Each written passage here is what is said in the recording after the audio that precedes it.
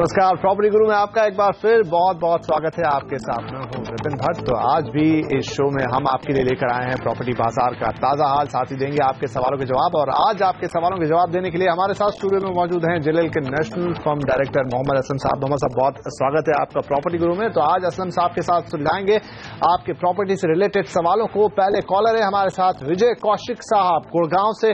विजय जी, पूछिए, क्या पूछेंगे? नमस्कार जी। नमस्कार। मैं सर पूछना चाहता था कि भिवाड़ी इन्वेस्टमेंट करना चाहता हूँ। HFL का प्रोजेक्ट है, प्रेसिडेंसी स्टेट करके। ओके। उसमें 2700 रुपये स्क्वायर फीट का वो रेट दे रहे हैं, तो वहाँ मैं इन्वेस्टमेंट करना चाहता हूँ, तो कैसा रहेगा ये? चलने वाले भिवाड़ी आपने चुना है, HFL इंफ्राटेक का प्रोजेक्ट। 2700 का भाव सुनने में तो अच्छा लगता है, लेकिन असलम साहब से राय लेंगे कि क्या ये सही जगह है निवेश करने के लिए। आगे का क्या प्रोस्पेक्ट यहाँ दिखाई देता है? असलम साहब, क्या ये सही दिशा में जा रहे हैं या कुछ और सलाह होगी इनके लिए? नहीं, देखिए, हम लोग काफी बार ये डिस्कस कर चुके हैं अपने शोज में कि भिवाड़ी जो NCR के जो रीजन है उसमें भिवाड़ी, निमराना, ग्रेटर नोएडा, ये सारे ऐसे एरियाज हैं जो अब उभर के आ रहे हैं और उनका फ्यूचर काफी ब्राइट है। डेफिनेटली अभी इतना नहीं है, लेकिन अगर कोई लॉन्ग टर्म प्लेयर है, जो हम हमेशा कहते हैं कि प्रॉपर्टी में आप जब आते हैं तो लॉन्ग टर्म ही आपको सोचना चाहिए, तो अगर कोई लॉन्ग टर्म प्लेयर है तो उसके लिए भिवाड़ी मैं कहता हूँ बहुत अच्छा है। अब रेट देखिए 2700 मिल रहा है, मेरे ख्याल से बहुत अच्छा रेट है। और जो प्रोजेक्ट उन्होंने बोला है वो एक्चुअली उसके जो लोकेशन है वो actually Bhiwadi Alwar 4 lane road जो है उस पर लोकेटेड है। प्रोजेक्ट अच्छा है, लोकेशन के हिसाब से काफी अच्छा है। और सिवाय इसके काफी जो उसके आसपास है, जो इंफ्रास्ट्रक्चर वहां डेवलप हो रहा है, जो वहां पर ये लोग अपना मॉल्स और बाकी सब चीजें हैं, उससे चलते चलते उस प्रोजेक्ट में काफी संभावना है कि वो अच्छा उनको रिटर्न देगा। और Bhiwadi as a area we are very positive, हम लोग काफी पॉजिटिव हैं उसमें, क्योंकि उसमें अभी जो NCR में अभी हम देख रहे हैं, गुड़गांव में काफी अप्रिसिएशन हो चुका है, नोएडा में भी काफी हो चुका है। तो अभी ग्रेटर नोएडा की तरफ और उधर अगर हम देखें तो फरीदाबाद भी काफी डेवलप हो गया, तो अभी भिवाड़ी, निमराना, ये सब चीजें डेवलप होंगी। तो मेरे ख्याल से इन्होंने अच्छा इन्वेस्टमेंट किया है, अच्छे रेट पे इनको मिला है, तो इनको होल्ड करना चाहिए और लॉन्ग टर्म देखेंगे तो डेफिनेटली अच्छा रिटर्न्स आएंगे। चलिए साहब, विजय जी, तो बिल्कुल यहाँ पर यस है मोहम्मद असलम साहब की तरफ से। सही प्रोजेक्ट आपने चुना है, सही रेट पर चुना है और आगे चलते हुए इसके प्रोस्पेक्ट भी काफी अच्छे दिखाई दे रहे हैं।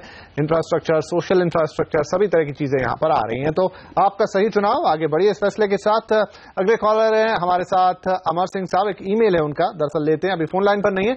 गुड़गांव या नोएडा में एक प्लॉट खरीदना चाहते हैं, बजट रखते हैं 2 करोड़ रुपए का और रहने के लिहाज से कहां निवेश करें ये भी पूछना चाहते हैं। तो गुड़गांव और नोएडा में प्लॉट, पहली बात तो ये कि क्या प्लॉट उस हिसाब से अवेलेबल हैं और 2 करोड़ का बजट किस तरह के प्लॉट के लिए ठीक रहेगा? 2 करोड़ का बजट मेरे ख्याल से इनके लिए अच्छा बजट है। उन्हें गुड़गांव में भी मिल जाएगा और उनको नोएडा में भी मिल जाएगा।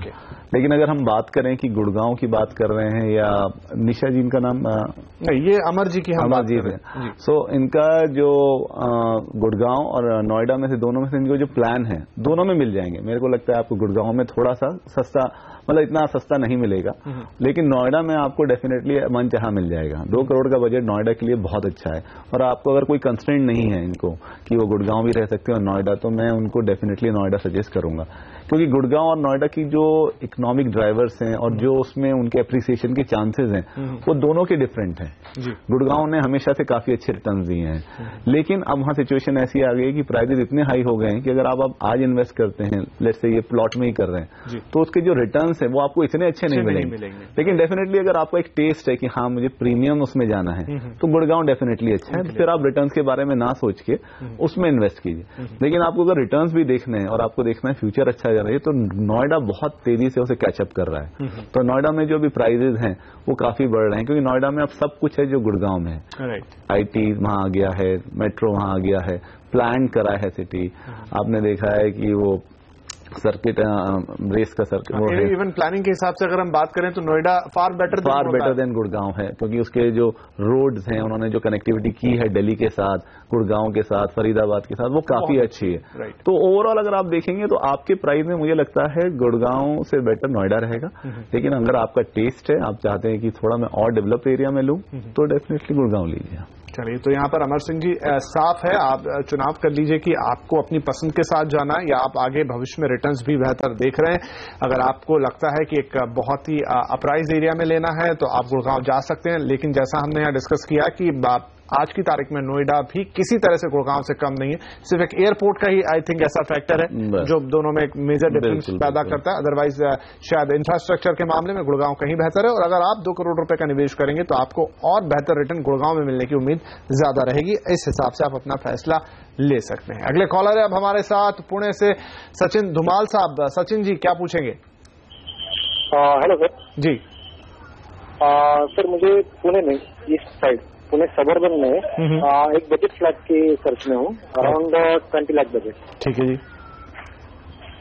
बेसिकली मेरी रिक्वायरमेंट ऐसी है कि जहाँ से कनेक्टिविटी बहुत अच्छी हो। कनेक्टिविटी किसी खास इलाके के लिए? Connectivity better way to industrial zone. अच्छा चलिए, इंडस्ट्रियल जोन के लिए अच्छी कनेक्टिविटी हो, ओवरऑल कनेक्टिविटी भी अच्छी हो। पुणे के सबब में 20 लाख के बजट में घर ढूंढ रहे, क्या सलाह दे पाएंगे अमित सर? देखिए, जो आपका बजट है और जिस हिसाब से आप देख रहे हैं 1 BHK आपको चाहिए, तो मेरा सजेशन ये होगा कि आप पूना का जो ईस्टर्न पूना है उसमें आप देखिए, उसमें केशव नगर, फुरसुंगी या मांजरी एरिया में आपको डेफिनेटली आपके हिसाब से मिल जाना चाहिए, क्योंकि वहां पर अभी भी काफी, या तो आपको ओल्ड सोसाइटी में देखना पड़ेगा या किसी अंडर कंस्ट्रक्शन डेवलपर्स के पास जाएंगे। वहां पे काफी लोकल डेवलपर्स हैं जो अच्छा काम कर रहे हैं, लेकिन बस आप जाते समय देखिएगा कि आपके जो आपने इन्वेस्ट कर रहे हैं तो उससे पहले उसमें ड्यू डिलिजेंस कर लीजिए पेपर्स का। आप थोड़ा उसका ट्रैक रिकॉर्ड देख लीजिएगा कि उन्होंने कितना डिलीवर किया है, सारी परमिशंस आ गई हैं उस प्रोजेक्ट की या नहीं, वो सब आप देख लीजिए। फिर भी आपको थोड़ा और सिक्योर होना है तो हड़पसर के इलाके में भी आप देख सकते हैं, तो 1 BHK में आपको रीसेल में शायद उधर पुरानी किसी सोसाइटी में मिल जाएगा, क्योंकि अभी 20 लाख भी आपको पूना में एक्चुअली इतना ज्यादा अट्रैक्टिव नहीं रहा है, क्योंकि प्राइजेस वहां भी काफी ग्रो हो गए हैं। एवरेज प्राइस जो पूना का है आज की डेट में 3,500-4,000 हजार तक पहुंचा है। तो इन एरियाज में अभी भी आपके बजट में 1 BHK तो आपको मिल जाएगा, लेकिन थोड़ा सा आपको मेहनत करना पड़ेगा। मेरी सलाह ये है किसी अच्छे आप वहां पे लोकल ब्रोकर को आप हायर कर लीजिए जो रेप्यूटेड हो, तो वो आपको डेफिनेटली अच्छा कुछ दिला सकता है वहां पे। चलिए, तो इसी के साथ यहाँ पर वक्त हो गया छोटे से ब्रेक का, लेकिन कहीं मत जाइए क्योंकि ब्रेक के बाद हम तुरंत आ रहे हैं और आपके कुछ और सवालों के जवाब देंगे।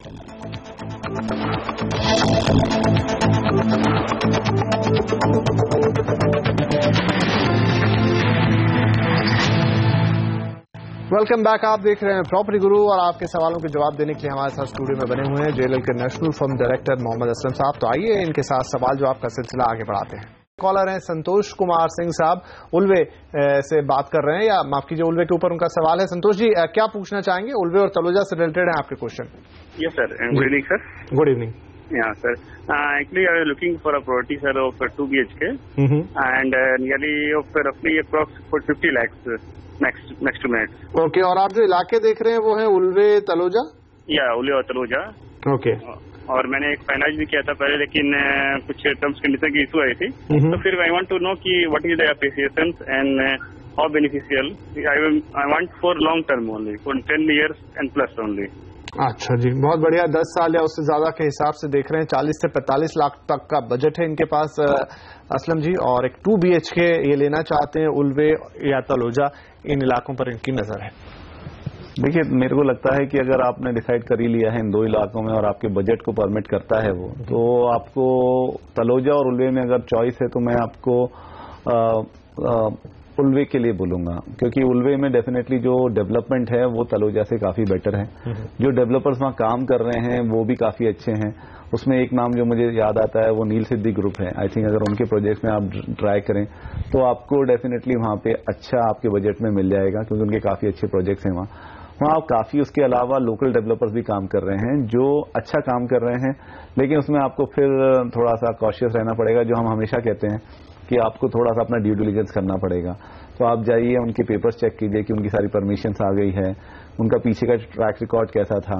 बेस्ट तरीका यही होता है, जो हम हमेशा सलाह भी देते हैं आप लोगों की, आप किसी बैंक को आप लोन अपना प्री सैंक्शन करा लीजिए, जो प्रॉपर्टी से पहले आपको सैंक्शन कर देते हैं, और फिर उसके बाद उनको ही बोलिए कि मुझे यहाँ खरीदना है। तो मेरे ख्याल से वो ही आपको बता देंगे वेदर वो प्रोजेक्ट अप्रूव्ड है उनसे या नहीं।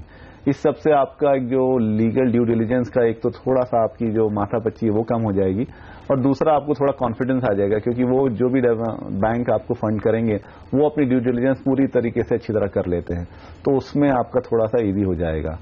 तलोजा भी कोई बुरा मार्केट नहीं है, क्योंकि हम लोग बॉम्बे के लिए तो, बॉम्बे और बॉम्बे सबर्ब के लिए तो काफी पॉजिटिव है, लेकिन अगर उल्वे और तलोजा के बीच में आपको डिसाइड करना है तो तलोजा में अभी भी थोड़ा टाइम लगेगा, लेकिन उल्वे डेफिनेटली अगर आपने डिसाइड कर लिया है तो उल्वे जाइए फिर। चलिए साहब, तो आपके लिए यहाँ पर सलाह है उल्वे जाने की, और जैसा असलम साहब कह रहे हैं थोड़ा ड्यू डिलिजेंस करेंगे। साथ में अगर आप ऐसे प्रोजेक्ट के अंदर जाते हैं जहां पर आप बैंक से फंड कर रहे हैं तो बेहतर होगा, क्योंकि अब नई जगह है, टाइटल क्लियर है कि नहीं, ये सारी जानकारी बैंक लेने के बाद ही आपके लिए फंडिंग उपलब्ध कराएंगे। इसलिए बैंक लोन के थ्रू जाएंगे तो उल्वे जैसी जगह में लेने में और ज्यादा फायदा होगा और आप सुरक्षित रहेंगे। चलिए अगला सवाल है हमारे पास मुंबई से सचिन शेलार साहब का, खुद फोन लाइन पर भी उपलब्ध है इस वक्त। सचिन जी, क्या पूछना है आपको? सर, करगत भिवपुरी में मैं एक 1 BHK फ्लैट देखना चाहता है। ओके। उधर अभी बिल्डर 2600 रुपया कोट कर रहा है। 1 BHK वो लगभग 12 से 13 लाख के बीच में आ रहा है मेरे को टोटल। तो उसमें इन्वेस्टमेंट कैसा रहेगा? अच्छा, तो आप सचिन साहब वहां रहना चाहते हैं, घर है आपका, या ये आप सिर्फ निवेश के लिहाज से देख रहे हैं? सेकंड होम जी, सेकंड होम के हिसाब से इन्वेस्टमेंट। ओके, तो आप इन्वेस्टमेंट करना चाहते हैं यहाँ पर करजत में। 1 BHK करीब 13-14 लाख रुपए में पड़ रहा है, 2600 रुपए का भाव कोट कर रहा है बिल्डर, क्या कहेंगे? करजत अच्छा लोकेशन है, क्योंकि जो आपका जो बजट है और उसके हिसाब से जो आप रेट देख रहे हैं और वो आपको मिल भी रहा है, तो मैं करजत के लिए एकदम पॉजिटिव हूँ। क्योंकि बॉम्बे और बॉम्बे के सबब्स जो आपके हैं, चाहे वो करजत हो, बदलापुर हो, अंबरनाथ हो, ये सारे एरियाज काफी अच्छे अभी लोगों के लिए ऑप्शन बन गए हैं। क्योंकि बॉम्बे में जो प्राइसेस बढ़ गए हैं उसके हिसाब से करजत और ये सब एरिया ही लोगों के लिए हैं जहां पे वो अपना घर बना सकते हैं। लेकिन आपने बोला है कि आप सेकंड होम देख रहे हैं, तो सेकंड होम के हिसाब से भी अच्छा है वो, क्योंकि आपको वहां पे जो रेट चल रहे हैं वो 2100 से 3600 के बीच में है। आपको 2700 बोला गया है, जो कि 8 महीने पहले तक कुछ 2500 रेट थे उस एरिया में जहां आपने बोला है। उस एरिया में काफी अच्छे डेवलपर्स हैं जो अच्छा काम कर रहे हैं। उसमें सिग्नेचर ग्रुप है, स्पेस इंडिया है, जनीरा प्रॉपर्टीज है, मैं सही तरह नाम बोल रहा हूं उनका। तो उनमें से आप किसी को एक दे सकते हैं, क्योंकि करजत में आज की डेट में अगर आपको 2700 में मिल रहा है तो डेफिनेटली जिस तरह से बॉम्बे डेवलप हो रहा है, मुंबई डेवलप हो रहा है और वो आगे की तरफ, बाहर की तरफ ज्यादा लोग जा रहे हैं, तो फ्यूचर में आपको बिल्कुल सेकंड होम के लिए तो आपके लिए अच्छा है ही, लेकिन आपको कल अगर उसे बेचना भी है या आपको उसको रेंटल भी देना है तो वो बहुत फास्ट मूविंग प्रोडक्ट हो जाएगा। और अच्छी बात ये भी है कि भिवपुरी रेलवे स्टेशन के पास बता रहे लोग, वो एकदम अच्छा है, वो सेंट्रल लाइन पे आता है, तो उस हिसाब से आपको जो आने जाने का है वो भी आपके लिए अच्छा रहता है। तो ओवरऑल जो उसका फ्यूचर दिखता है 5 to 7 years down the line, वो काफी अच्छा है। और करजत हो या अंबरनाथ जो भी है, सब उसमें बॉम्बे में डेफिनेटली अच्छे रिटर्न्स ही आपको मिलते हैं, बस बशर्ते आप उसे लॉन्ग टर्म रखें। तो चलिए सचिन जी, तो आप इसे लंबा रखेंगे तो बहुत अच्छी बात होगी। 13-14 लाख के बजट में एक बेहतरीन घर आपको मिल सकता है करजत के अंदर, और निवेश का अच्छा ऑप्शन भी, जैसे कह रहे हैं कि बॉम्बे में प्रॉपर्टी प्राइसेस बहुत हाई हैं, उस हिसाब से सबब्स में अगर आप देखें, और करजत तो एक हिल स्टेशन जैसा भी कंसिडर किया जाता है, तो उसका एडेड एडवांटेज है, एजुकेशन सेंटर भी है वहां पर, और रेलवे की कनेक्टिविटी भी है बॉम्बे के साथ, लोकल रेल की, तो ये अच्छा निवेश आपके लिए हो सकता है। आगे बढ़ेंगे, अगले कॉलर है हमारे साथ मुंबई से नीतीश जैन साहब। नीतीश जी, गुड इवनिंग, क्या होगा आपका सवाल? सर, मेरा सवाल ये है कि मैं जॉब वैसे मैं मुंबई करता हूँ, लेकिन मेरा होम टाउन दिल्ली है, तो मैं एक फ्लैट लेना चाहता हूँ। मेरा बजट 28 से 30 लाख तक का है। तो आप कोई बेटर ऑप्शन बताइए जिसमें कि मतलब कुछ अच्छा डील मिल जाए।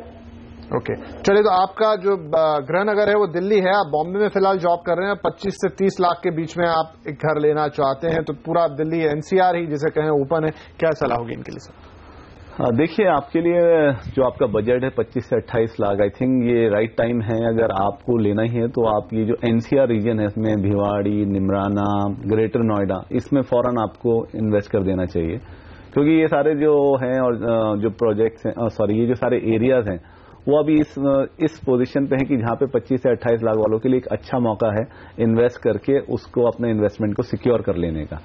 क्योंकि अभी ये जो हम आगे का टाइम देख रहे हैं, जिस तरह से इकोनॉमी रन कर रही है और जिस तरह से हम देख रहे हैं, अभी रेट ऑफ इंटरेस्ट भी कम हो गया है, सडनली आप देखेंगे विद इन 2-3 मंथ्स की मार्केट में बहुत ज्यादा पब्लिक आएगी खरीदने के लिए, और ये जो हो वो चेरी पिकिंग हो जाएंगे, मतलब फास्ट मूविंग आइटम्स हैं ये सारे 25 से 28 लाख वाले। और डेफिनेटली डिमांड सप्लाई के जो भी अपना रूल है उसके हिसाब से जब ये ज्यादा बिकेंगे तो इनके रेट्स बढ़ने शुरू हो जाएंगे। तो अगर आपने डिसाइड किया है और आपको इन्वेस्ट ही करना है तो डेफिनेटली आपको यहाँ पे ले लेना चाहिए, क्योंकि ये जो एरियाज हैं इनका फ्यूचर बहुत ब्राइट है। अभी वहां पे मार्केट थोड़ा इतना ज्यादा नहीं बढ़ रहा है, लेकिन अगर आप 5 से 7 साल का होराइजन रखेंगे तो 10 to 12% year on year basis पे आपको उसमें रिटर्न मिलने की पूरे चांसेस हैं। और जो फ्यूचर है इन सारे एरियाज का, जो इनकी कनेक्टिविटी है, जो मेट्रो का वहां पे पूरा आप देखेंगे कि नेटवर्क बढ़ता चला जा रहा है, उस सबके चलते हुए वहां आईटी आ जाएगा, आपका एजुकेशन हब्स आ जाएंगे। भिवाड़ी ऑलरेडी मेडिकल हब बन ही चुका है, हम लोगों ने देखा है। ग्रेटर नोएडा में ऑलरेडी सारा मॉल्स, इंफ्रास्ट्रक्चर सब बन रहा है, तो फ्यूचर के लिए वो बहुत अच्छा है। तो आपको अगर अच्छा देखना है, रिटर्न आपको अच्छे चाहिए, तो बिना कोई देरी करते हुए आप इन तीनों में ले लीजिए, अदरवाइज मेरे को लगता है इनके रेट बढ़ने वाले हैं। चलिए, तो इसी के साथ यहाँ पर वक्त हो गया छोटे से ब्रेक का, लेकिन कहीं मत जाइए क्योंकि ब्रेक के बाद हम तुरंत आ रहे हैं और आपके कुछ और सवालों के जवाब देंगे।